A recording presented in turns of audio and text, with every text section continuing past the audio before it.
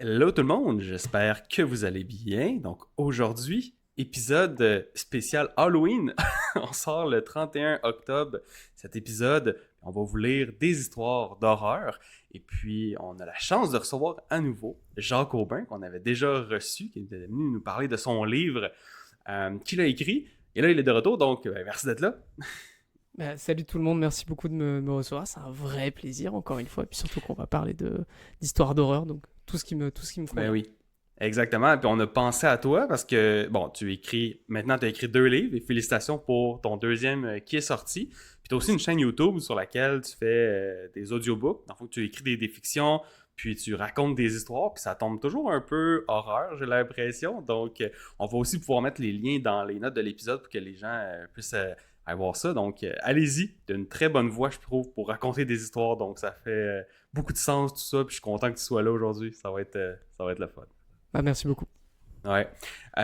Parfait. Donc, on va aller dans le vif du sujet. Aujourd'hui, on est là pour raconter des histoires d'horreur. Le concept de l'épisode, c'est simplement, on a été trouver des histoires qui sont réelles sur Internet de gens qui ont vécu des situations. Donc, on peut aller dans le paranormal ou on peut rester dans tout ce qui est plus réel et creepy. Et donc, Ben, c'est qui ça. sont réels. Je sais pas, là. Ouais, Ça les gens ils commence. disent qu'ils sont réels, mais tu sais, Les des gens fois, peuvent facilement inventer des histoires c'est aussi, là. facile, c'est facile. Faut Mais planter un petit grain de sel. on va se dire que c'est vrai, que ça s'est vraiment, vraiment passé. Puis aussi, on va pouvoir en discuter entre nous, puis on va pouvoir s'interrompre là, pendant nos histoires, peut-être pour si on a des théories ou si. Peu importe. Là. C'est un peu un épisode de test, là, on fait. on teste où on s'en va avec tout ça, mais le but, c'est de raconter des histoires qui peuvent vous faire peur. Puis, je pense qu'on a aussi quelques histoires personnelles qu'on va pouvoir raconter à travers tout ça. Donc, un mix de ce qu'on a trouvé sur Internet et puis de nos histoires personnelles. Donc, on pourrait y aller. Je peux me lancer pour la première histoire, si jamais vous me le Vas-y, Bah oui. vas-y. permettez. On y va. Donc, Est-ce que ça fait très très peur, tu sais, parce qu'Adeline, elle aime pas ça, les histoires d'horreur. ça dépend. Ça dépend à quoi Mon vous êtes épisode sensible. Hein? préféré de la saison. Je suis vraiment Ouais. hype. Vous n'imaginez pas. Attends, blague à part, t'aimes pas du tout l'horreur. Je déteste avoir peur, je Oh, pareil. déteste le sang, je déteste le gore, j'aime pas avoir peur.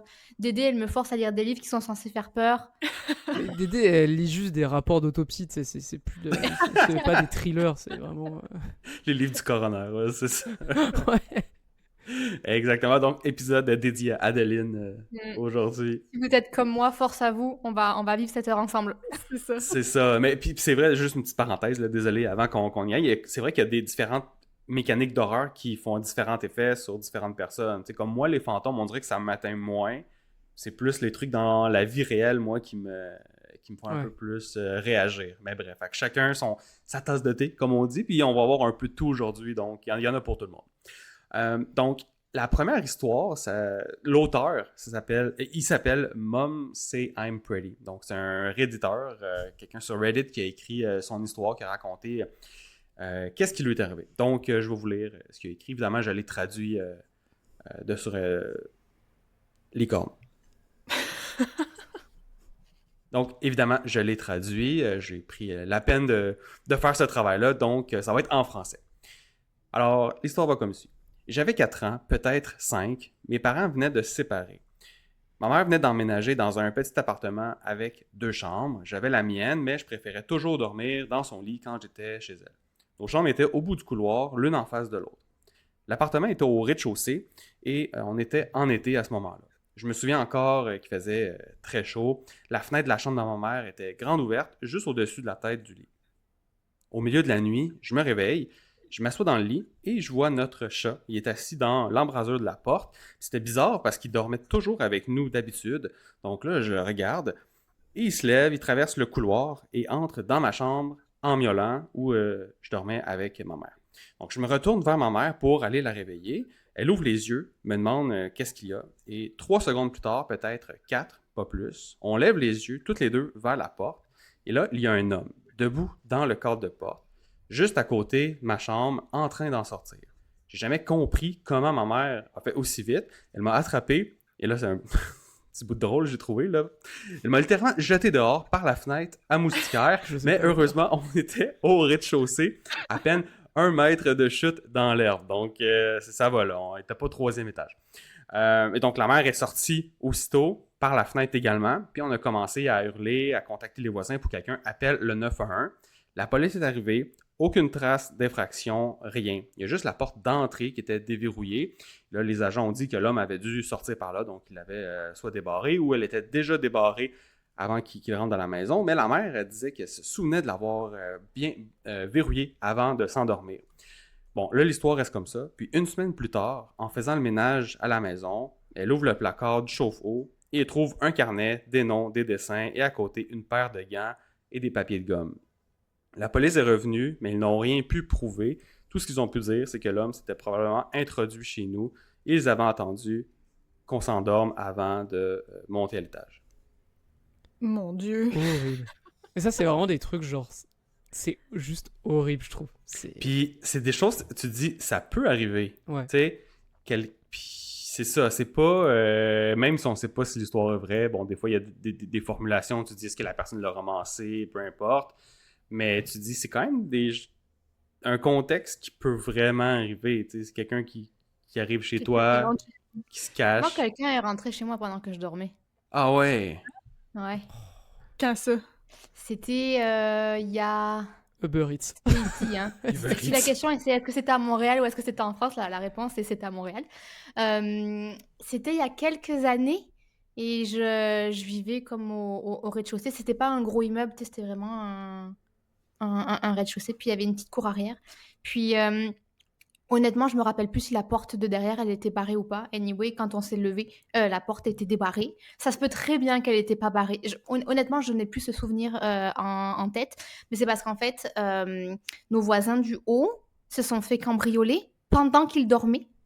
Donc, eux, ils se sont réveillés. Il y a un des gars qui s'est réveillé. Et en fait, il a vu de la lumière. Sans doute que la porte de la chambre était un peu entrefermée. Il a vu de la lumière. Et en fait, il a juste pensé que une voiture qui passe ou tu sais pas. Et en fait, ils se sont réveillés et il manquait la télé, il manquait des choses. Ils se sont fait cambrioler pendant qu'ils dormaient. Sauf que quand la police est venue, j'ai comme dit, c'est bizarre de cambrioler le premier étage et pas le rez-de-chaussée. Mhm. Et en fait, le truc, c'est que là où je vis, c'était chez mon copain, mais disons que c'était ma résidence secondaire. En fait, c'était un studio. Donc, ça veut dire que quand tu ouvrais la porte, tu voyais dans le fond le lit. Il n'y avait pas de mur. Mhm.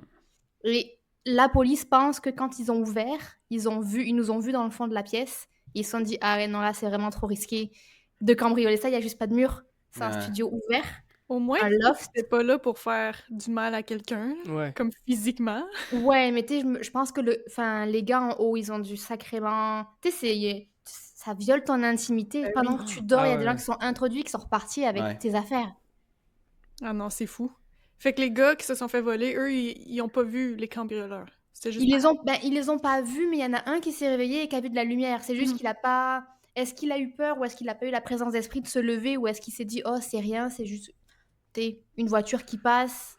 Mais il y en a un qui s'est réveillé, qui a entendu du bruit, puis qui a vu de la lumière. Il s'est juste pas levé. Je sais pas si je me lèverais. Ouais, t'imagines? Ouais. Et tu me fais penser à quelque chose, elle dit à ce niveau-là, tu sais, la mécanique de la porte. Ouais. Dès que tu en as parlé, dès que tu as dit il y a quelqu'un derrière la porte, ou on voit quelqu'un dans l'embrasure de la porte, genre tout de suite, j'ai eu un flash de 3 films d'horreur qui sont des films d'horreur gigantesques à leur échelle et qui utilisent ça ou qui ont utilisé ça. T'avais Saw 1, donc tu sais, le jeu avec Jigsaw. Décadence, ouais. Ouais, oui, j'étais pas sûr de comment vous l'appeliez au Québec. C'est vrai au Québec. Quand, c'est pas pareil. c'est littéralement l'enfant qui appelle sa mère en disant « Maman, il y a quelqu'un ». Et en fait, elle allume la lumière, elle ouvre la porte. Et en fait, tu le vois pas tout de suite, mais le mec est habillé quasiment de la même couleur que le mur. Et il se met à bouger, il se jette sur elle. Donc c'est effrayant. T'as Conjuring 1 aussi, qui est absolument abominable, où t'as un enfant qui regarde l'embrasure de la porte où on voit rien. Genre littéralement rien, c'est noir, tu vois, parce que c'est la nuit complète. Et elle hurle en disant qu'elle voit quelque chose.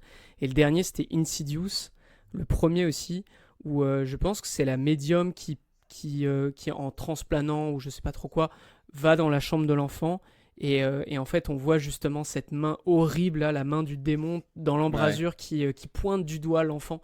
Et ça marche tout le temps, quoi. Genre, c'est horrible. Juste le concept cette mécanique. Ah ouais, ça fonctionne à mort. Donc, moi, tu m'as renvoyé direct les trois dans les bras. Ouais, puis ça m'a fait penser aussi à une histoire personnelle, ça, en lisant ça, puis je m'en suis remémoré aussi en faisant ce petit travail-là. Dans le temps, quand j'étais à l'université de Sherbrooke, j'étais en colocation avec 3 ou 4 autres gars, de mes bons amis. Puis normalement, les fins de semaine, les gens, ils s'en vont soit chez leurs parents ou soit ils restent. Bon, cette fin de semaine-là, ça tombait que c'était juste moi qui restais à l'appartement, puis que mes autres amis partaient. Puis là, on était le vendredi soir. Donc là, on était revenus de l'université ensemble, on avait déposé nos choses dans l'appartement avant de faire une petite sortie. Puis après ça, eux, ils s'en allaient. Mais moi, je revenais à l'appart. Donc quand on revient déposer nos choses dans l'appartement, on voit qu'il y a une poutine. C'est vraiment bizarre. Il y a une poutine qui est à moitié mangée. Là, je me pose pas trop de questions. Je fais OK, c'est peut-être un des gars qui l'a mis là, mais en même temps, j'étais avec eux. En tout cas, je comprends pas trop. Là. Il y a quelque chose il y a personne. En tout cas, je me rappelle pas d'avoir vu quelqu'un manger une poutine avant qu'on parte. Puis là, on est revenu, puis c'est là. Bon, là, je pose pas trop de questions. Je trouve ça bizarre. Puis là, on sort, soit manger ou peu importe. Là, à la fin de la soirée, je reviens à l'appartement, mais là, tout seul, parce que là, mes amis sont partis, eux, dans leur famille ou ailleurs. Et puis là, je m'en vais me coucher. La poutine est mangée au complet. La poutine, je pense que je l'ai mis dans les poubelles ou je sais pas trop qu'est-ce que j'ai fait avec là, mais il y avait un bouquet de fleurs dedans. Ça m'avait un peu buggé, mais j'avais laissé ça de côté puis j'avais continué. Puis là, l'appartement où on était chanceux, on avait 2 étages dans notre logement. Donc moi, ma chambre était au sous-sol, disons. Puis bon, il y avait le salon et tout ça à l'étage en haut. Donc là, la nuit, je m'en vais me coucher. Là, j'entends quelqu'un rentrer. Mais tu sais, quand tu es dans un appartement, tu te dis, c'est-tu le voisin d'en haut? C'est quoi qui se passe? Puis là, j'entends du bruit, j'entends quelqu'un rentrer. Puis là, de plus en plus que j'écoute puis que je suis attentif au bruit, je me rends compte que c'est dans mon appartement que ça se passe, juste en haut de moi. Là, il est comme 2 heures du matin. Là. Puis là, je panique. Ouais, là, je panique. Puis là, je suis genre, qu'est-ce que je fais? Tu sais, là, je sais pas qui est là, mais je sais qu'il y a quelqu'un qui est dans mon logement. Puis je suis censé être tout seul. Là. Tout le monde est parti. Puis... Est-ce que tu avais barré les portes? Oui. Tout était barré. Puis là, je monte en haut. Puis je vois un gars dormir sur le divan-lit. Et là, je le réveille. J'ai pas été très doux avec lui. Je pense que je l'ai brassé. Puis je fais, t'es qui? Puis je savais pas c'était qui. Qu'est-ce qu'il fait là? Finalement, c'était un ancien colocataire des gars avec qui j'étais qui avait gardé un double de clés. Puis lui, les fins de semaine, quand il venait à Sherbrooke, il utilisait l'appart pour crasher là, puis dormir. Ça le dit à personne? Ouais, il l'a dit à personne. Puis moi, je le connaissais pas, mais les gars, le reste de mes colocataires le connaissent. Mm-hmm. Mais moi, quand j'ai vu, je savais pas c'était qui. Là. Wow. Le gars, il a dû aussi se réveiller en panique. Oh ouais, non, il l'a pas trouvé drôle lui non plus. Fait que c'est lui qui avait mangé la poutine puis qui était là avant qu'on arrive. Puis là, à 2 heures du matin, lui est rentré de je sais pas où, il est allé dormir sur le divan-lit pour crasher là. Mais il l'a dit à personne, tu sais. Mais lui, il habitait plus là. Wow, fait qu'en tout cas... j'espère qu'il s'est fait secouer. Hein. Ouais, exact. Fait que on n'est pas venu au point, là, la nuit, genre, hey! Non, c'est pas ben, tu sais, je l'ai juste réveillé un peu violemment, puis j'ai dit, abruptement, j'ai dit, t'es qui? Puis là, c'est là qui m'a dit, il était un peu sous, là, je pense, là. Ouais, ben, j'imagine. Il m'a dit, c'est ça, là, je viens juste dormir ici, là, je connais les gars, puis j'étais, en tout cas. Fait que bref, c'était la petite histoire, c'est peut-être pas une histoire de fantôme, là, mais c'est ça. Voilà. Solide. Solide. La porte, le gars qui vient faire je sais pas quoi chez toi et tu le sauras jamais, il va falloir apprendre à vivre avec. C'est horrible. C'est ça. Exactement. Parfait. Qui veut y aller ensuite? Dédé, t'en avais plusieurs, je pense. Fait que peut-être tu veux en... J'en ai quelques-unes, ouais. Vas-y, balance. Ouais, ben en fait, j'ai choisi ces histoires-là parce que j'avais l'impression qu'elles étaient peut-être un petit peu plus vraies. Dans le sens que j'avais plus de facilité à les croire parce que c'est un romancier québécois qui s'appelle Vincent Brault qui écrit beaucoup sur l'étrange. Et son dernier roman portait sur un phénomène qui est basé sur le folklore japonais. Et il est devenu tellement connaissant du sujet qu'il faisait des conférences pour parler de ça. Et à la fin de ses présentations, il y a des gens qui venaient le voir pour dire « Hey, moi aussi, j'ai vécu telle affaire, ça m'est arrivé. Fait qu'il s'est dit, je reçois des témoignages comme ça serait intéressant de faire un livre avec des témoignages de gens qui ont vécu des choses paranormales. Fait que là, il a fait un livre là-dessus. Et là, c'est pas juste à propos du folklore japonais, là. Il y a plein d'histoires paranormales différentes. Et j'ai trouvé un extrait du livre sur Amazon. Un petit instant. Elle achète Ça le s'appelle... bouquin. Ah non. J'ai cherché le nom. Je l'achète comme ça, je peux le lire en live. C'est Les ombres familières de Vincent Brault, si ça vous intéresse. Et première histoire, c'est plus une histoire de fantômes. Donc, c'est très court. C'est arrivé à Montréal le 4 mars 2021. Je suis arrivée... non, ça, c'est pas vrai. C'est arrivé en 2022. Je suis arrivée toute seule à Montréal depuis l'Algérie à l'âge de 20 ans pour faire mon bac en biologie. J'étais en ville depuis 3 jours seulement quand, une nuit, j'ai vu mon grand-père debout au pied du lit. Il portait une djellaba blanche. En me regardant avec beaucoup de tendresse, de bienveillance, il me disait que tout allait bien se passer à Montréal, qu'il fallait pas que je m'inquiète, qu'il serait toujours là pour moi en cas de besoin. Le lendemain, j'ai parlé à ma mère au téléphone, je lui ai raconté ma vision et j'ai demandé des nouvelles de grand-papa. Il allait bien. Toutes les semaines, pendant 1 an, j'ai appelé ma mère, je lui demandais toujours des nouvelles du reste de la famille. Tout le monde allait bien. 1 an a passé, puis ma mère est venue me visiter. C'était l'été 2002. En arrivant chez moi, elle m'a demandé de m'asseoir, puis elle m'a dit que son père était mort 3 jours après que j'ai quitté l'Algérie. Elle avait pas voulu m'annoncer la nouvelle à ce moment-là pour pas perturber mon année à l'université. Je suis une scientifique, j'ai un bac, une maîtrise, un doc et un post-doc en biologie. C'est fou que j'ai vu un fantôme. Moi-même, je suis pas sûre d'y croire, mais en même temps, je peux pas dire que ça m'est pas arrivé. Ouais. Que la fille aurait vu le fantôme de son grand-père le jour qu'il est décédé. Ouais, c'est spécial. J'ai aussi un ami qui a vu, tu sais, fantôme d'un grand-père ou d'un grand-parent, peu importe. Puis, ah ouais? Ouais. Puis c'est un de mes amis c'est un ingénieur, là. Il est très cartésien aussi, mais il crime. C'est fou, ça. On dirait qu'il y en a quand même quelques-uns, là, dans le... Ouais, c'est ça. Moi aussi, j'ai une histoire un peu semblable dans ma famille. C'est ma tante. C'était son anniversaire, puis mon arrière-grand-mère, qui était sa grand-mère à elle, était décédée le jour de son anniversaire ou la veille. Puis ma tante, chez elle, elle avait des ballons gonflés à l'hélium dans sa chambre. Puis là, elle allait se coucher le soir de sa fête, mais ces ballons étaient rangés dans la chambre. Puis là, il y avait pas de fenêtre ouverte, pas de brise, pas rien. Puis les ballons se sont mis à s'agiter dans la chambre, tout seul. Puis là, ma tante était dans son lit. Puis elle a juste dit à voix haute, « Grand-mère, si c'est toi, merci, mais tu me fais peur, peux-tu arrêter? » Puis là, les ballons se seraient arrêtés de s'agiter. Est-ce que c'était vraiment l'esprit de mon arrière-grand-mère ou... Bah là, tant mieux en vrai, hein. Si tu dis ça, tu dis bon bah déjà je vais croire au fantôme et je sais que le fantôme qui était chez moi il était cool. Ouais. Et puis tu te dis bon c'était pas pour me faire peur, c'était vraiment pour me signaler qu'elle était présente quoi. Donc c'est les trucs comme ça de vision et de signaux de fantômes. J'ai des membres pas de ma famille, enfin comment dire, c'est ma belle famille avec qui ça leur est beaucoup arrivé. Genre des lumières qui s'éteignent, qui s'arrêtent, c'est la télé qui s'allume, qui s'éteint et tout. Et genre pareil, elle dit s'il te plaît arrête, tu me fais peur, et ça s'est arrêté direct aussi. Je trouve ça juste dingue. C'est fou, hein?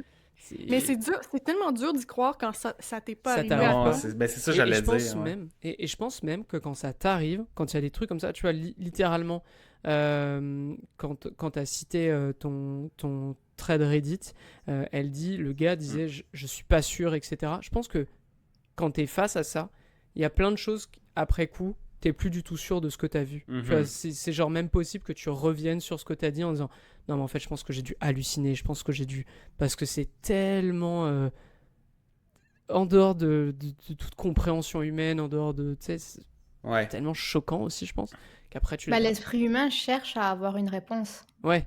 C'est pour ça qu'avant, à l'époque, les mythes existaient. C'est parce que les humains de l'époque ne savaient pas pourquoi il pleuvait, pourquoi il neigeait, pourquoi pourquoi les plantes elles poussaient, pourquoi elles poussaient pas, pourquoi il y avait des gens qui étaient en colère. Et leur réponse à ça, c'était la mythologie. Ouais, bien C'était sûr. pour eux leur manière de rationaliser ce qu'ils comprenaient pas. Bon, après, il y a eu la science et tout, etc. Mais depuis toujours, je pense que l'esprit humain, il cherche à avoir une réponse Ouais. à l'inconnu. Mais ouais, mais c'est limite pour ça, tu vois, que à l'heure actuelle dans notre société, où on est ultra cartésien, où tout est expliqué en substance, tout est désacralisé beaucoup aussi, on va pas se le cacher. Quant à ce genre de truc qui t'arrive, là, c'est un peu le truc ultime, quoi. C'est genre là, c'est plus, on est plus en train de parler de la pluie ou de pourquoi la foudre a tapé ici et pas ailleurs. C'est vraiment. Et c'est quelque chose qu'on saura probablement jamais expliquer, et c'est très bien comme ça aussi, je trouve. Donc ça ne m'étonne pas que les gens savent plus. Genre, disent non, mais je sais pas ce que j'ai vu en fait, je me souviens plus, c'est nébuleux, c'est. Tu vois. Ah oui, non, c'est ça. Mais c'est vrai que, tu sais, de point de vue extérieur, de pas avoir vécu d'histoire de fantômes, on dirait que ça m'atteint moins. Mais c'est sûr que si un jour ça arrive, tu sais, il y a quelque chose que t'es pas capable d'expliquer, c'est sûr Ouais. que là, ça commence à te jouer dans l'esprit, puis t'es plus sensible à ces histoires-là par après, j'ai Est-ce l'impression. que vous avez essayé d'appeler des fantômes, vous? Ouais. Allez, j'en étais sûr. Toi, Ouais. j'étais sûr. J'ai déjà joué à Ouija Ouais, quand j'étais plus jeune, ouais. mais ça fonctionnait pas, là. C'était juste ennuyant, là. Ça bougeait pas, y a rien qui se passait.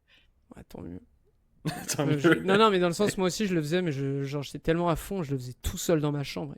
Ah ouais? Ça Oui, marche. Est-ce que heureusement t'avais que des c'est- réponses? Mais non, mais heureusement que ça n'a pas marché, t'imagines, genre. Parce que là, c'est même pas tu le fais avec des amis pour t'amuser, c'est moi j'y allais comme un forcené. Toi je- seul. je me mets tout seul, bougie, de la bonne musique bien pour te mettre dans l'ambiance, mais c'est horrible. Si ça avait Ah marché, ouais. j'aurais hurlé, j'aurais pas dormi de la nuit, c'est sûr. Ah, c'est sûr que ça fait Tant ben trop mieux. peur, là. Bah ouais. Là, il n'y a pas un pote qui pousse sans vous le dire, Oui. tu vois, qui pousse Ouais. le truc sans vous le dire. Ouais, je vous ai bien vu. Mais Horrible. moi, il y a une fois, on était chez mes parents, tu sais, j'habitais encore chez mes parents, mais avec mes amis au sous-sol, puis on jouait au Ouija. Puis il y a une fois, on a dit, s'il y a quelqu'un dans la pièce, faites-nous un signe. Puis il y avait l'ordinateur de la famille qui était à côté, qui était en mode veille, mais qui s'est comme Ah, allumé. allumé directement quand on a dit ça. Fait que là, on était comme, oh my god, Ah, t'arrêtes tout. il y a quelqu'un de présent, mais tu sais, ça peut être n'importe quoi, là. Ah ouais. Et toi, Jacques, t'avais une histoire de fantôme, je pense. Ouais, j'avais une histoire de fantôme qui ne m'est pas arrivée personnellement, qui arrivait à des gens que je connais bien. C'était des amis que j'ai perdu de vue depuis parce qu'on a déménagé et tout, mais on n'était pas jeunes. On avait, à l'époque, on avait peut-être 21, 22 ans, quelque chose comme ça. Donc Ok, c'était non, t'es quand même c'était, c'est un quand même- adulte. on est adulte. Ouais. Non, on est adulte, on a des appartements, on vit plus chez les parents.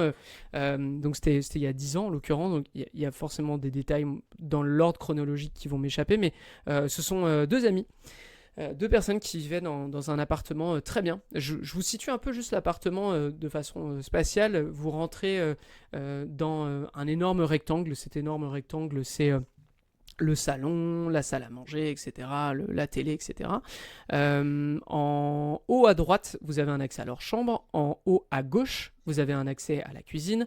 En bas à gauche, vous avez une chambre d'invité plus toilette. Et en bas à droite, vous avez une salle de bain. Ok. Alors, tout ce que je vais vous raconter, on a été nous au courant très tard, parce que forcément, ça a été une accumulation qui ont fait que ah ouais, ok, là, il y a vraiment quelque chose de sérieux, parce qu'avant, tu t'y penses pas.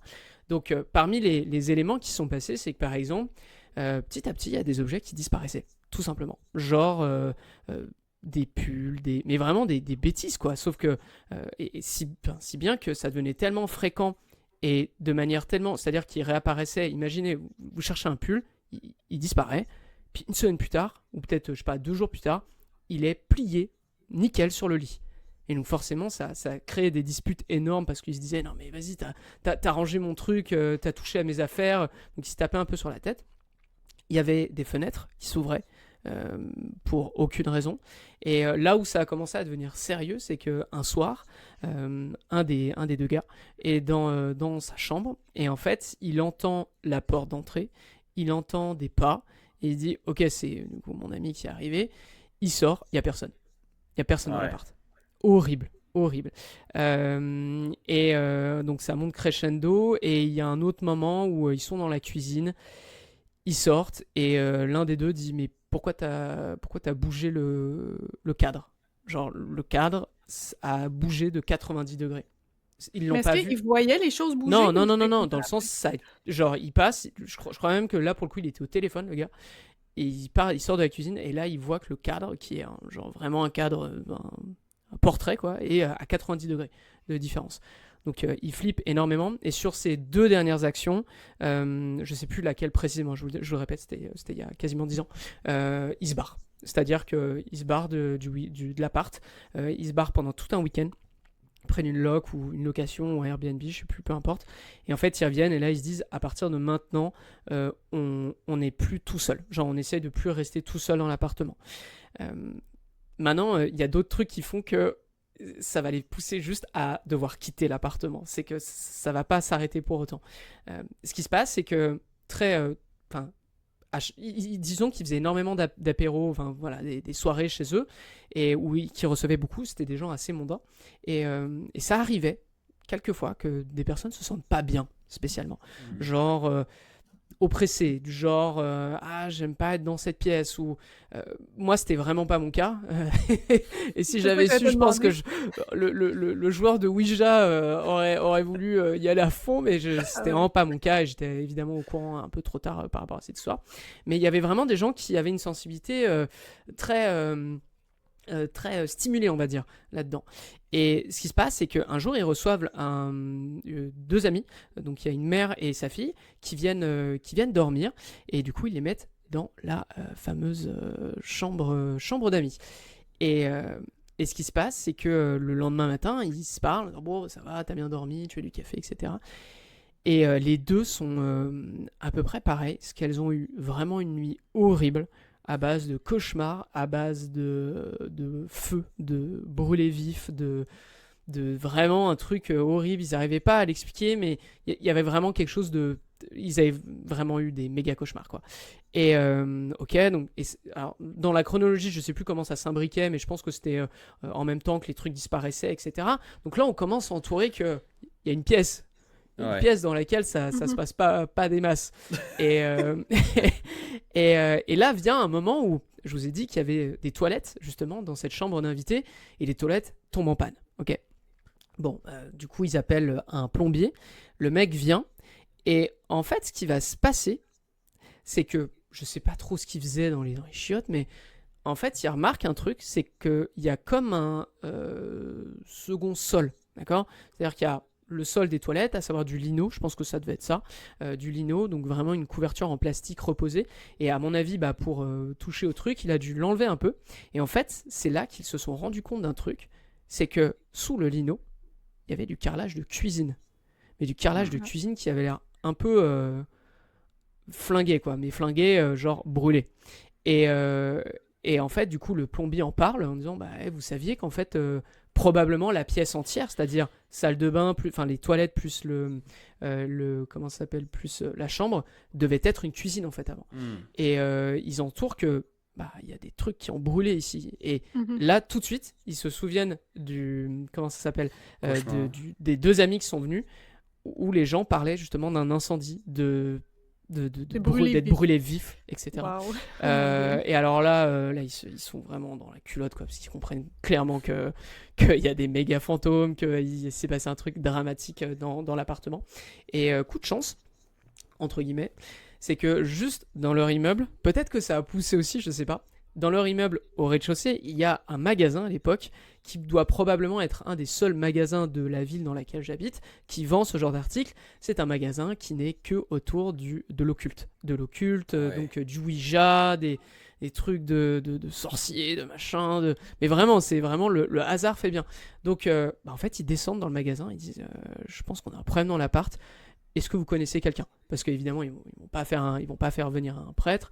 Non pas qu'ils sont croyants ou quoi, mais c'est que de toute façon, un prêtre va pas se déplacer pour ça, clairement. Pour avoir fait des recherches là-dessus, c'est vraiment... faut vraiment un dossier de malade mental. Ouais, non, on fait pas venir ça. Hein. Et donc ils trouvent un numéro de médium, en fait, tout simplement, qui est recommandé par le gérant du site. Et le médium vient, et effectivement, il comprend très vite qu'il y a des énergies de malades mentaux, qu'en fait, il y a 2 personnes qui sont mortes, qui ont été brûlées vives dans la cuisine, parce qu'il y a eu une explosion de gazinières, de je sais pas trop quoi, etc. Et que les gens, enfin les esprits, ce qu'il y a là-dedans est très en colère et veut du mal en fait.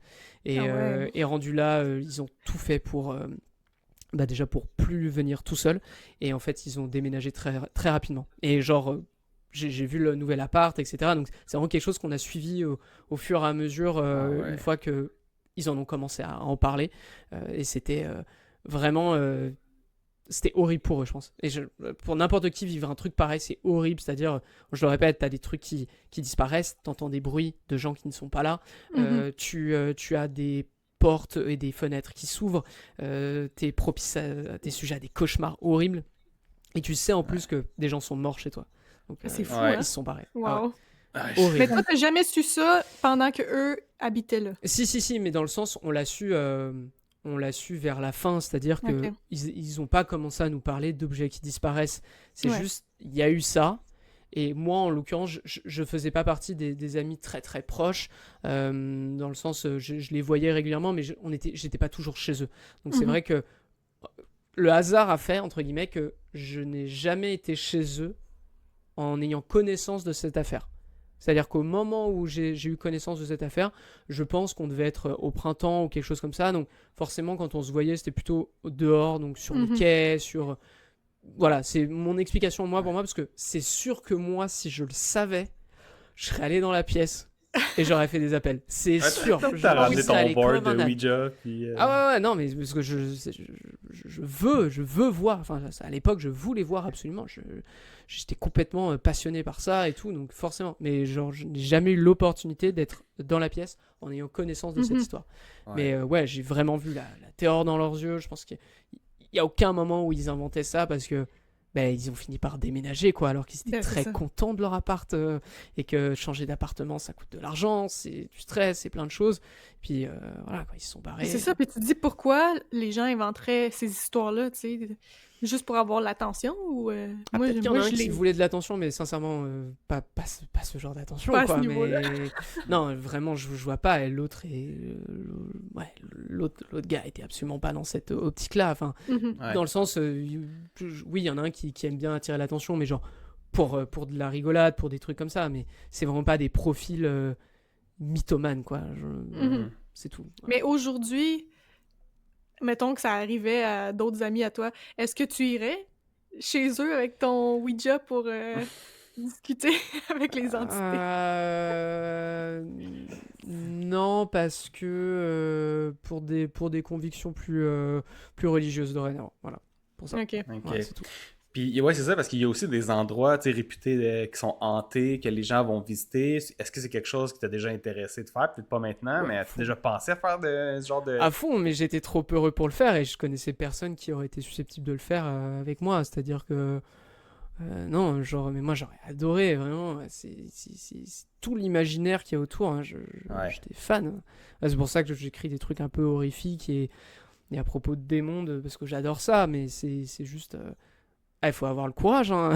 En fait, d'y aller à un moment, surtout si t'es tout seul. Je pense à des youtubeurs qui se font des nuits dans des... oui, c'est ça. Soi-disant, genre des... C'est quoi, comment il s'appelle, le Grand JD en France, qui fait beaucoup d'urbex hantés, etc. Franchement, même s'il se passe rien, les endroits dans lesquels il crèche, enfin il dort, c'est horrible. C'est ça. Jamais de la vie je vais là-dedans. Même si... C'est ça, même si tu crois pas aux fantômes, même si tu n'as pas peur de manière générale, quand tu vas dans ces endroits-là, à la base, c'est épeurant. Le cadre, il est horrible. Oui, c'est ça. Mais moi, j'aimerais ça me joindre à une équipe, là, tu sais, qui vont à la recherche du paranormal, là, ils ont leur petite radio, puis ils ont des équipements pour capter. J'aimerais ça suivre une équipe comme ça, tu sais, je serais entourée d'experts. Genre Paranormal Activity ou le passage Insidious, là. Mais même Conjuring, d'ailleurs. Dès qu'ils utilisent ça, là, que tu vois l'appareil photo qui se met à crépiter, bam, qui envoie une photo pour rien. Oh là là, l'horreur. Il y a une Américaine qui fait ça. Bon, à la base, elle est maquilleuse. C'est Glam & Gore, Mikey, de la chaîne YouTube Glam & Gore. Donc, elle fait des maquillages à effets spéciaux.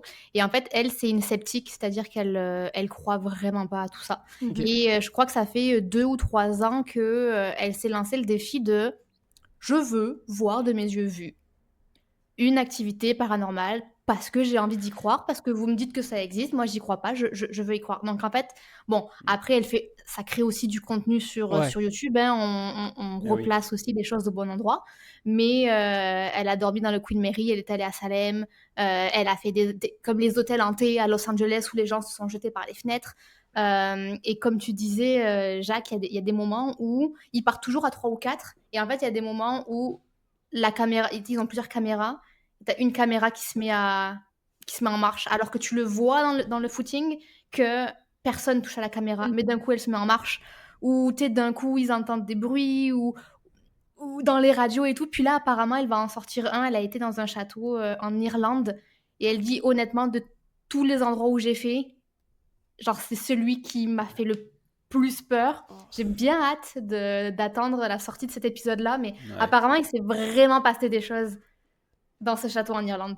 Ouais. Mais quand t'écoutes ça, c'est dur aussi d'y croire parce que t'es comme ça peut être tout Truqué, Ouais, c'est ça. Ben, surtout dans le contexte de YouTube, hein. Tu sais jamais. Après, bon, après, c'est peut-être un grand acte et c'est moi la naïve de l'histoire, mais elle a l'air quand même honnête. Puis, il n'y a pas de cut, il n'y a pas de musique. Tu sais, des fois, elle est allée dans des... Ouais, non, mais on ne saura jamais. Tu sais, des fois, elle est allée à des endroits où il ne s'est rien passé et elle a juste filmé en montrant, regardez, genre, il ne s'est rien passé. On n'est pas là pour en mettre. Non, il n'y a pas des choses qui se passent dans chaque épisode. Ok. Puis des fois, c'est juste elle qui a peur. À Salem, par exemple, elle se maquillait dehors en pleine nuit, puis les gens la regardaient. Donc, tu sais, elle-même, elle s'est mise dans une situation où elle était un peu... T'es pas à l'aise, donc forcément, ça transparaît à la caméra. Putain, les gens de Salem, ils doivent en avoir ras-le-bol, je pense. Ah, forcément, c'est sûr. Genre, t'achètes à Salem, et dès que tu leur vends, on dit ouais, mais il y a des fantômes, c'est sûr. J'achète pas. Puis tu dois avoir tous les youtubeurs un peu creepy qui viennent pour tester des trucs et faire des choses weird chez toi dans ta ville, tu vois. Putain, les gars. Ouais, mais ça va être bon pour le tourisme, par exemple. Oui, ouais. Ben, non, pour mais les t'as un gens qui aiment touriste pour ça. Ou ça. C'est sûr. Peut-être que ça fait éloigner d'autres touristes, mais on sait pas. En tout cas. Qu'est-ce que t'allais dire? Je voulais demander à Audrey, mais je me souvenais plus du nom du... Ah, mince. Juste, Audrey, est-ce que tu connais le film d'horreur sur juste un peu ces Paranormal Activity, sauf que les mecs, ils vont dans un asile et ils s'enferment dans l'asile, ils mettent des caméras partout. C'est un film ou c'est un genre de documentaire? C'est un film d'horreur, ouais, Ok. c'est juste, j'y pensais parce que je faisais un peu la liste de tous les films qui font un peu genre Ghostbusters, tu vois, on va chercher des fantômes. Non, Ça te dit je rien sais pas c'est quoi. Ah, ok, je le retrouverai parce qu'à mon avis, ça devrait t'intéresser, je pense. Ouais. Il est horrible. Ouais. Adeline, veux-tu nous... Oui, mais attendez, moi avant, je voulais réagir. J'avais 2 questions Oui. bah, pas 2 questions, mais je voulais réagir à l'histoire que tu viens de Ouais. raconter, Jacques. Déjà, par rapport au fait que les personnes qui vivaient dans l'appartement n'ont jamais su, qu'est-ce qui s'était passé, genre quand ils ont, je sais pas si c'était un achat ou une location, enfin, il y a personne... C'est une location, ouais. Ah, c'était une location. Jamais personne n'avait dit qu'est-ce qui s'était passé dans cet endroit-là? Faut croire que non, de 1, et sincèrement, je pense que si je suis agent immobilier, si je suis propriétaire, je m'embêterai pas à le mentionner. Parce que s'il se passe rien, il se passe rien. Et... C'est ça, moi, sur ça que je voulais revenir, parce que ici, au Québec, ils sont obligés. T'es obligé de le dire. Quand c'est une mort violente. Quand c'est une mort violente. Mort violente ou suicide. Si c'est ta petite mamie qui, malheureusement, arrive en fin de vie, ça, ils le mentionnent pas. Mais ça, c'est juste si tu vends, non? Si oui, tu loues. quand t'achètes. Oui, quand t'achètes. Ah Parce que ouais, moi, bien sûr. quand j'étais en train d'acheter dans mon processus de recherche d'appartement ou maison, justement, je voulais visiter une maison et en fait, il y avait écrit un suicide a eu lieu dans la maison. Puis je suis comme, ok, bye. Puis mon chum était comme, non, mais on pourrait au moins aller le voir. Je suis comme, absolument pas. Pour me faire hanter par je ne sais pas qui s'est suicidé. Non. Ouais. Je sais pas. Mais ça baisse le prix, là. Bah ouais, en fait, c'est ça. C'est ça la vraie question. Non, il y a des choses qui n'ont pas de prix. Non, mais tu fais brûler un bâton d'encens, là, ça va s'en aller, là. Bouh, casse-toi. Allez, bye. Non, mais moi, j'avais même pas voulu aller voir cette maison-là. Parce que c'était écrit qu'il y avait eu un Ouais, supplice dans la c'est ça, maison. c'est glauque, là. Ah Ouais. ouais, en Mais fait, en c'est plus, glauque. c'est Ouais. ultra glauque, puis évidemment, ils ne te donnent pas les détails, ils te De donnent juste c'est où? Est-ce l'information. que c'est dans ta chambre? C'est ça. Ouais, C'est faut où? le C'est qui? savoir. Est-ce que c'est comme un enfant? Est-ce que c'est une personne adulte? Dans quelles circonstances? Mhm. Ouais. C'est atroce. Ah ouais, peu importe, c'est vraiment bizarre. Ouais. Puis l'autre commentaire que je voulais faire à ton histoire, après, encore une fois, t'y crois ou t'y crois pas, mais je suppose que tout cet épisode, c'est t'y crois ou t'y crois pas. Mais il y a un truc qui s'appelle la généalogie transgénérationnelle. Donc, tout ce que tu te transmets de génération en génération, mais complètement inconscient. Donc, Je il vois ce peut que y tu veux dire. avoir... Ouais, il peut y avoir, Genre par la peur du exemple, feu. la peur du feu, Ouais. mais ça peut aussi être de l'alcoolisme, ou de la dépression, ou plein de choses qui vont se transmettre. Et j'ai fait mon arbre généalogique, donc je me suis beaucoup intéressée à ça. Et j'avais lu une dame, alors il me semble qu'elle est en France, mais elle est spécialisée dans tout ce qui est soigner les maux transgénérationnels. Et en fait, il y a 2 grandes histoires marquantes où elle a intervenu, mais celle qui m'y a fait penser, c'est celle avec la maison. En fait, elle a été appelée par un couple où l'un des murs de la maison, au salon, suintait. Genre vraiment, C'est bon, il ça. suintait. Il ouais. suintait à grosses gouttes. C'est-à-dire que tu mettais ta main, elle était mouillée. Puis ils ont appelé une médium pour ça. Elle est pas... Non, elle est pas médium. Moi, j'aurais appelé quelqu'un d'autre, mettons. Non, elle n'est pas médium. En fait, ils ont appelé des plombiers, Ouais. ils ont appelé des entrepreneurs, ils ont appelé, on va dire, le corps du bâtiment. Tout le monde a dit non, il y a rien qui vient d'en haut, il y a rien qui vient d'en bas. Votre maison, elle est saine d'un point de vue construction. Ils ont également fait appel à des médiums, mais la médium, elle a dit non, il y a rien dans votre maison. Et en dernier recours, ils ont donc fait appel à cette dame de généalogie transgénérationnelle qui, encore une fois, je précise, n'est pas une médium, mais plus une psychologue où tu viens traiter en fait les maux que tes parents et tes grands-parents et tes arrière-grands-parents t'ont gentiment transmis sans le savoir, que eux-mêmes se sont tapés de leurs parents et arrière-grands-parents. Donc, ils appellent cette dame-là et elle arrive et elle voit rien, mais elle sent que, ok, il y a peut-être un truc avec le mur. Et en fait, ils vont dans la cave, je la fais courte, mais ils se rendent compte que dans la cave, il y a un souterrain qui a été condamné. Vraiment imaginez que c'est un peu comme une sorte de Paris-Lyon-Grenoble où il y avait beaucoup de villes souterraines à l'époque médiévale. Et ils se rendent compte qu'il y a donc un souterrain. Ils demandent à la ville, est-ce qu'on peut rouvrir le souterrain? Parce que la dame, elle est convaincue que c'est lié avec ce souterrain-là. Et ils se rendent compte, en fait, en rouvrant le souterrain, que ça envoie au quai du fleuve. Vraiment, ça amène directement au fleuve. Donc, en fait, l'eau qui remontait, c'était l'eau du fleuve, parce que ce souterrain-là était utilisé par des condamnés, des femmes innocentes condamnées à mort, qui, en fait, utilisaient ce tunnel-là pour sortir, pour s'échapper. Okay. Et en fait, la conclusion de l'histoire, c'était que à partir du moment où les propriétaires ont su que ça venait du fleuve, que c'était... il y a une histoire de gens qui voulaient s'échapper, beaucoup de personnes sont mourus dans ce tunnel-là. dans ce tunnel-là. Et en fait, c'était soit les esprits qui se manifestaient, mais en fait, qui avaient juste besoin de reconnaissance. Et à partir du moment où ils ont su que c'était ça, et qu'ils ont juste dit, on reconnaît que vous avez été là, puis... Ah ouais, je vois, oui. Comme tu reconnais un peu tes morts ou tes blessés de guerre, etc., le mur a complètement arrêté de suinter. Ah ouais. C'est weird. C'est une histoire qui vient d'où? Je pourrais vous retrouver le nom de cette docteure en transgénéalogie. Mais elle a des histoires passionnantes. Hein. Là, c'est une histoire qui m'a fait penser à ça, mais elle a aussi l'histoire d'un couple qui voulait avoir des enfants, qui n'y arrivait malheureusement pas. Ils ont tout essayé, vraiment tout, mais absolument tout essayé. Rien ne faisait. Ils ont fait appel à cette dame-là, et cette dame-là, en fouillant dans leur arbre généalogique, s'est rendu compte que elle, ses ancêtres étaient juifs, lui, ses ancêtres étaient nazis. Oh mon Dieu. Et en fait, c'est les traumas des gènes qui faisaient qu'ils n'arrivaient pas à avoir d'enfants. Et à partir du moment où ils l'ont su et qu'ils ont pu faire la paix avec ça, ils ont réussi à avoir un enfant. Bon. Mais ça a plus déjà de lien avec ce que la femme fait comme métier, tandis que l'histoire du mur puis du souterrain, c'est bizarre. Tu sais, quelqu'un qui vient voir la construction de la maison pourrait plus facilement se rendre compte de ça que d'une fille qui arrive puis que comment... Ouais. Ouais, en fait, c'est comme une sorte d'histoire. Ben, je ne saurais pas comment la classer, mais une sorte d'historienne qui s'est dit, attends, il y a peut-être ça, l'histoire de ce tunnel, c'est ça, c'est relié à ça, c'est relié à ce trauma-là. Et c'est un peu soigner les traumas de l'histoire, mais de ton histoire soit physique, soit familiale. Mais j'aurais pas aimé, moi, que mon mur suinte, personnellement. Moi non plus. Non plus. Exact. Mais je peux y aller avec l'histoire que j'ai trouvée pour vous. En plus, il y a un nom qui est vraiment pas simple à prononcer. Je vais faire de mon mieux. Nous sommes en février 1959. 9 étudiants de l'Institut Polytechnique vont partir en expédition de ski. Jusque-là, rien d'anormal. Ils sont jeunes, ils sont brillants, ils sont sportifs.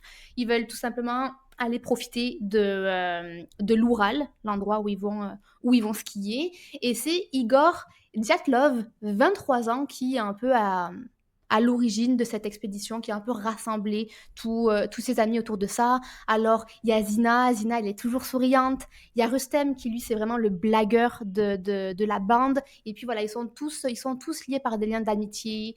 Ils vont en montagne, ils aiment leur musique. Et leur objectif, c'est d'atteindre le mont Ortonten. Je ne sais pas si je le prononce correctement. Otorten.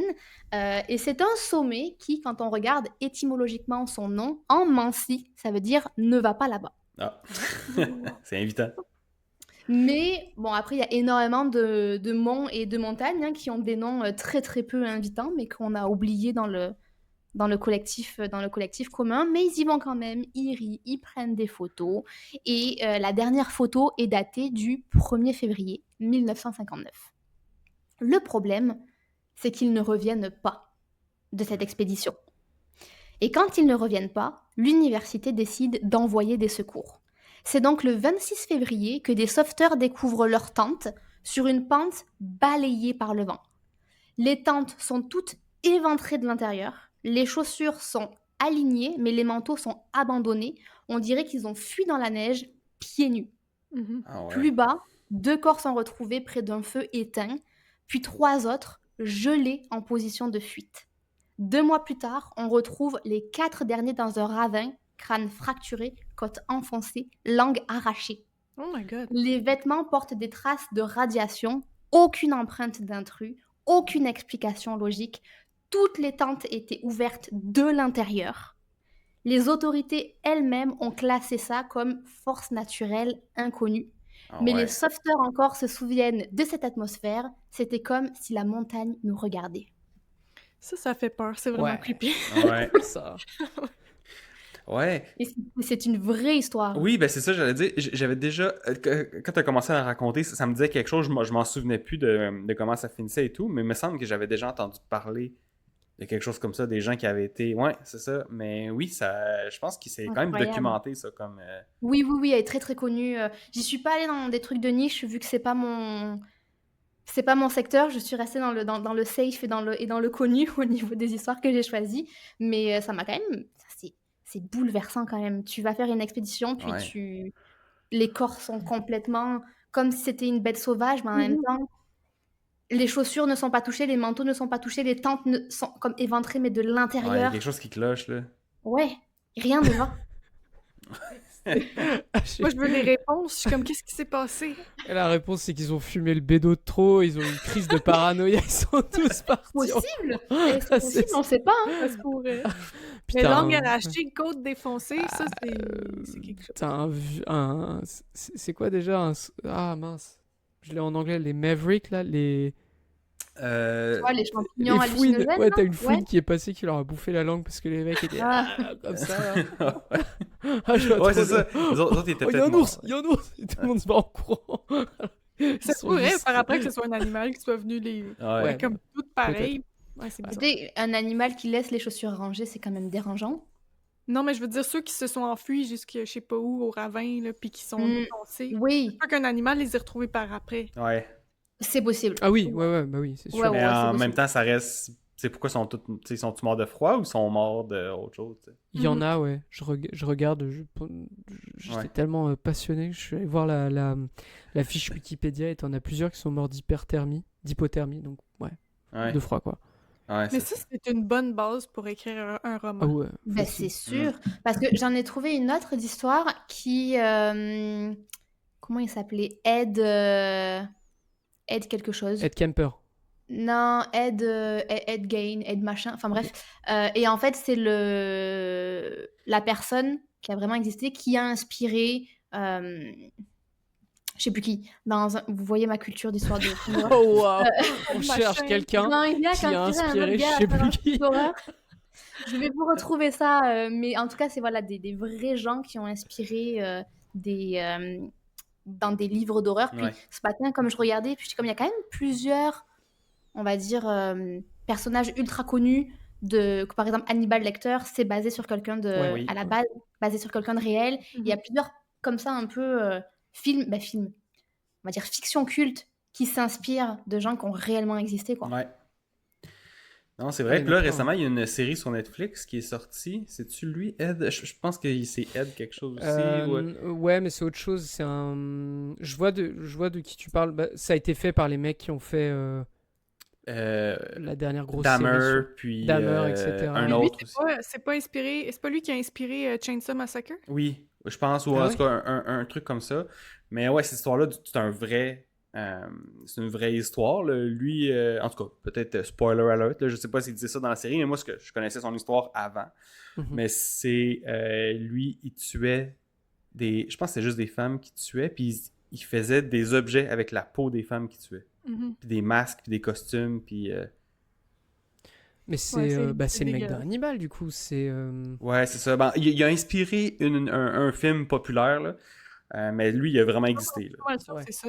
Il a un Massacre nom à la de tronçonneuse. cow-boy. C'est un truc comme ça. C'est genre. Un nom de cowboy. Non, mais tu sais, celui qui dépeçait des bisons. Bah, dans Hannibal, en fait, il s'appelle comment le méchant? Attends, va falloir que je regarde. Mais je pense que c'est. Ouais, je sais pas quel film il a Tu inspiré, te souviens mais. de son nom, en tout cas, du gars, du tueur dont tu parles dans le Netflix? Non, je Buffalo m'en Bill. souviens Ouais. pas. Ok. Je m'en souviens pas. Mais je pense que c'est Ed quelque chose.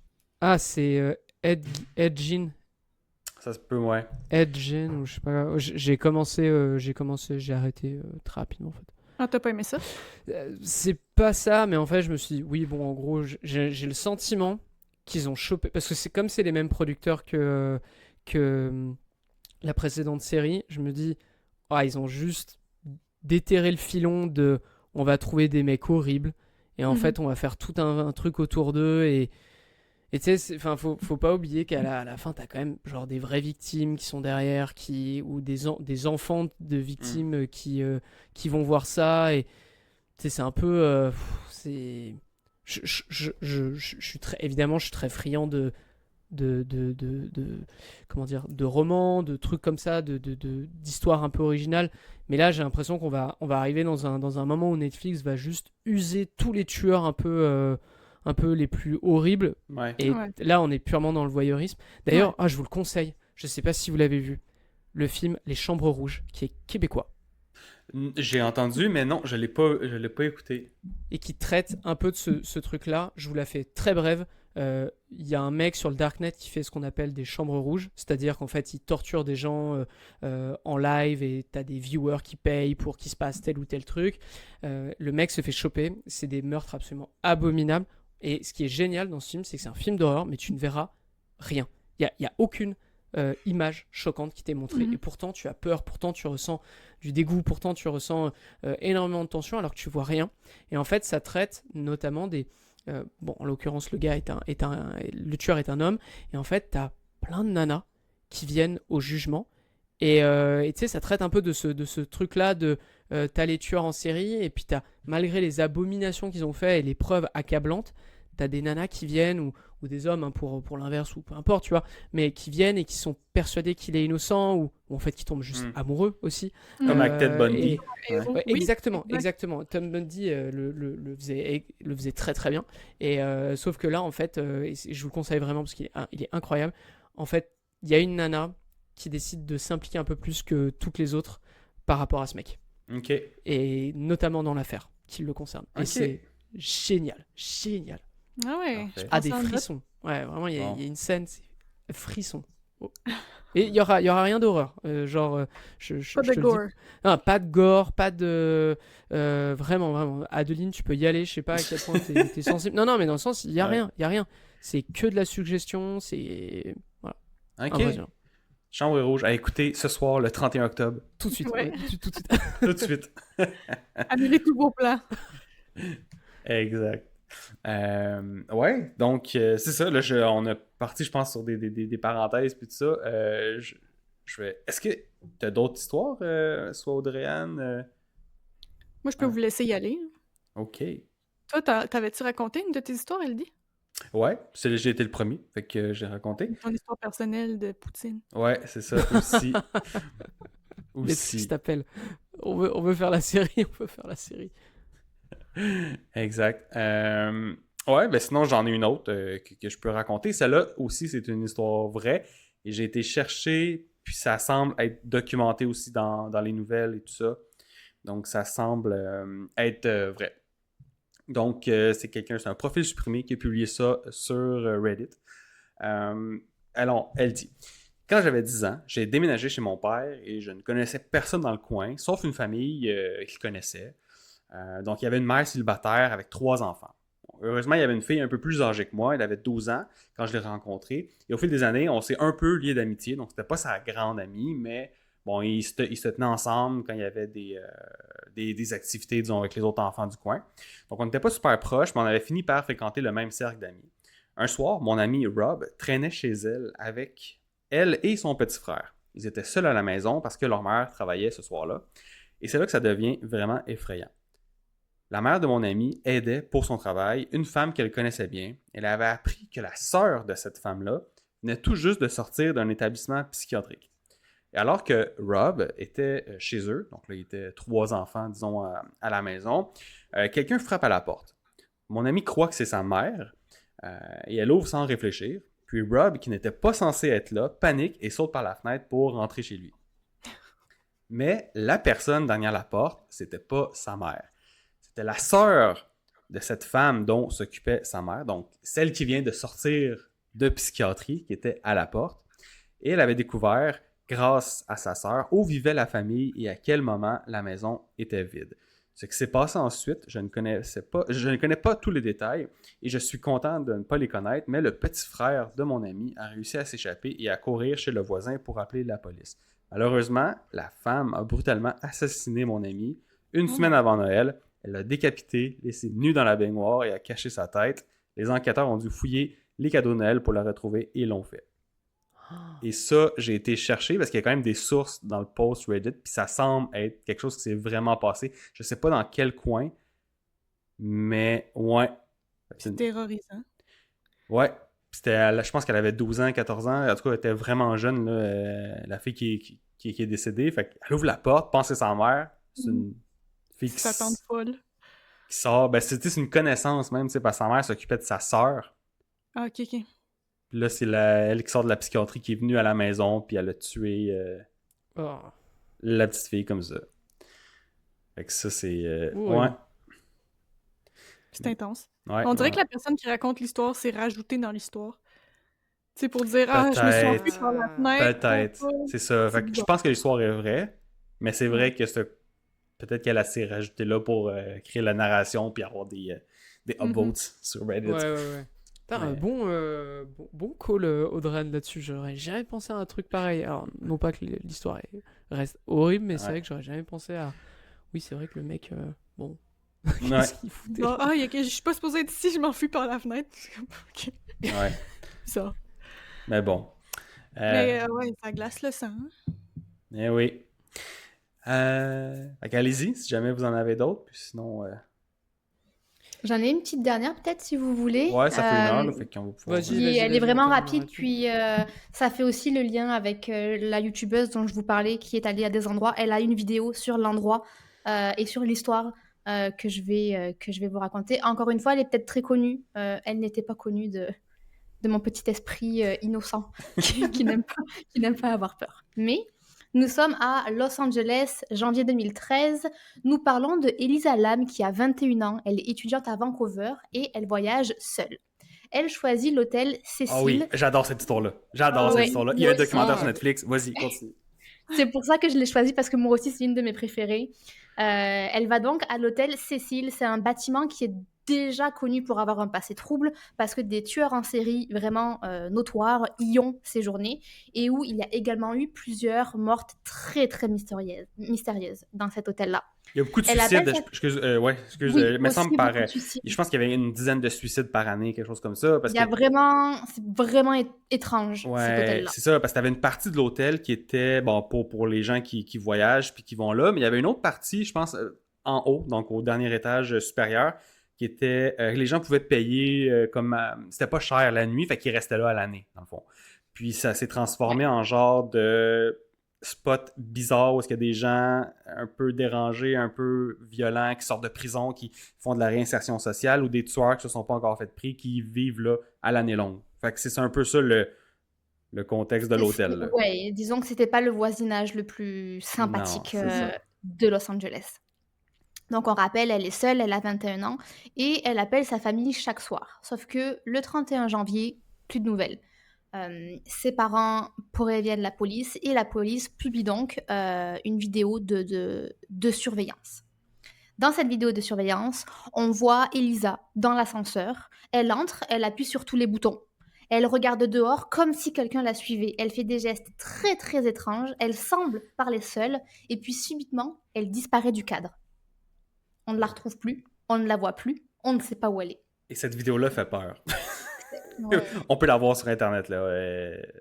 Mais Si vous êtes courageux, allez la voir. Elle sort de l'ascenseur, puis on la voit plus Ben, jamais. je ne me rappelle plus si elle sort de l'ascenseur, mais je sais qu'elle rentre vite. En fait, elle sort du cadre au bout d'un moment, puis Ouais. tu la vois plus nécessairement. Mais l'histoire ne s'arrête pas là, parce que 2 semaines plus tard, des clients commencent à se plaindre de l'eau, que l'eau a un goût étrange, que l'eau a une couleur brunâtre. Vous me voyez venir. Les techniciens montent sur le toit, ils ouvrent la citerne d'eau. Dans la citerne d'eau, qui était verrouillée de l'intérieur, le corps d'Elisa, nu, flottait à la surface. Ouais. Ouais, ça c'est une. Weird. Mais ça aussi, ça ressemble un petit peu à l'histoire des gens dans les tentes, là. Tu sais Ouais. pas qu'est-ce qui les a poussés à comme paniquer soudainement. Ouais, c'est ça, mais c'est ça, il y a un documentaire sur Netflix que vous pouvez aller voir encore une fois. Ben là, ça dépend si ça vous intéresse cette histoire-là, mais en grosso modo, spoilers, elle était médicamentée pour des problèmes psychologiques. Puis je pense qu'elle avait arrêté de prendre. Ben, tu sais, il n'y a pas de. Je pense qu'il y a encore des théories qui sont plausibles, mais je pense qu'elle qui est la plus plausible, c'est que justement elle a arrêté de prendre ses médicaments, puis elle a fait une crise psychotique peut-être, puis elle a halluciné qu'elle se faisait poursuivre, puis elle voulait aller se cacher dans le réservoir d'eau. Finalement, elle s'est enfermée là, puis elle est morte noyée là-dedans. Fait que Parce qu'il n'y a eu aucune empreinte autour de la citerne, il n'y a pas d'empreinte digitale, il n'y a pas d'empreinte d'eau, il n'y a pas de traces de lutte, il n'y a rien. Non, c'est rien, ça. rien, rien. Fait que c'est vraiment elle qui aurait été dans le réservoir, puis... Toute seule comme une grande. Mais c'est ça, s'il était barré de l'intérieur, c'est Non, mais elle-même c'est qui- elle. C'est elle qui l'aurait... Ben, c'est Elle ça. l'a barré de l'intérieur aussi. Attends. Mais je sais pas s'il était barré de l'intérieur, mais... Ben, Il était me fermé. semble que...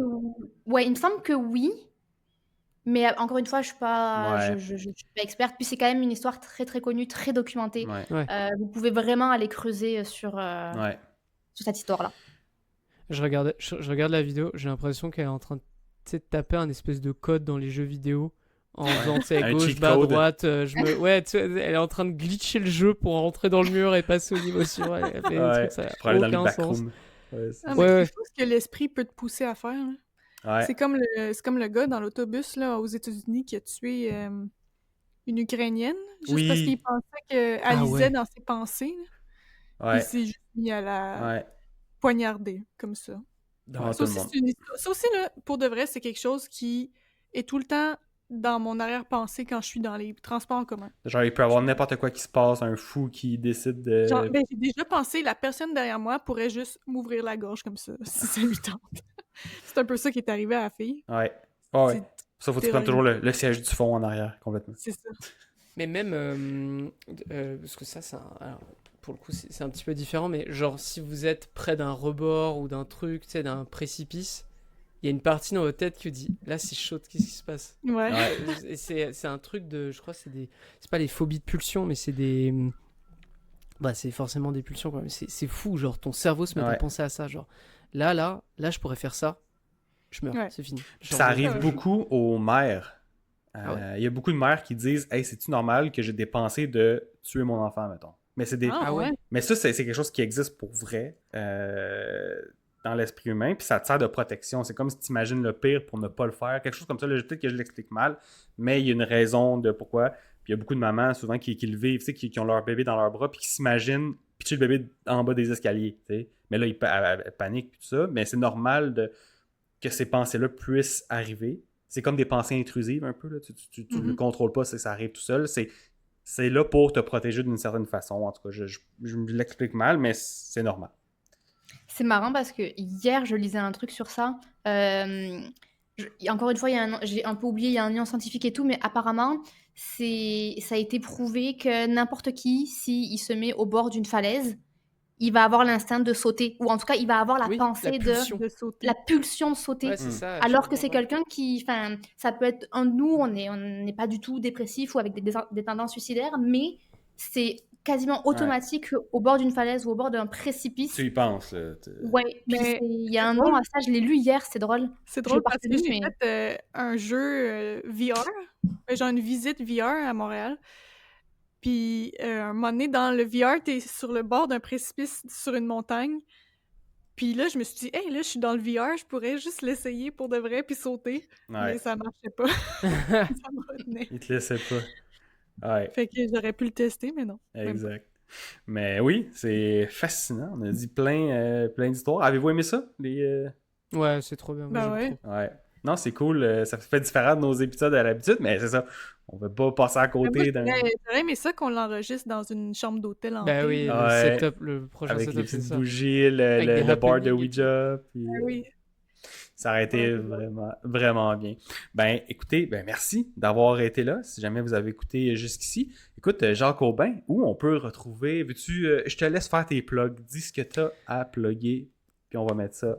Il était pas prêt. Yes, ouais. J'essaie de retrouver les noms de... parce que là c'est quoi le nom du livre que j'ai écrit? Tiens, donc. Non, mais le nom de mes réseaux... sinon, on les met... on va les mettre en description, donc il va dans la description. C'est genre... Il y a une chaîne YouTube où j'essaie de mettre des vidéos courtes d'horreur, vraiment, du 10-20 minutes maximum, avec des effets, des petites musiques, c'est l'histoire que toi, tu écris? Ouais, c'est que des histoires que j'écris, ça. Ouais, c'est fou. En gros, c'est pour augmenter... parce que ça s'inscrit dans l'univers de mon livre, mais c'est genre... c'est des... Comment dire? Des événements annexes qui me permettent, moi, en tant qu'auteur, d'agrandir un peu mon univers et de travailler et de trouver des nouvelles idées avant le prochain gros livre...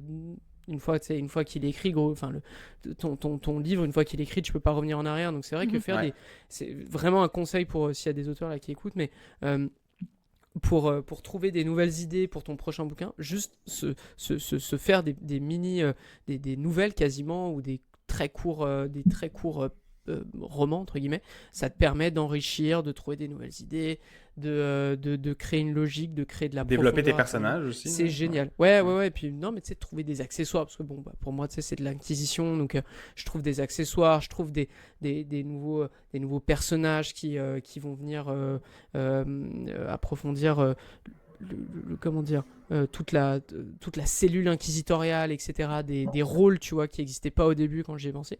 Donc c'est vraiment trop bien. Donc ça, je l'enregistre sur YouTube. Et sinon, ouais, là où je suis plus actif, ça sera sur Instagram. Alors actif, je fais des stories parce que là, en ce moment, je fais que écrire le 3e volet.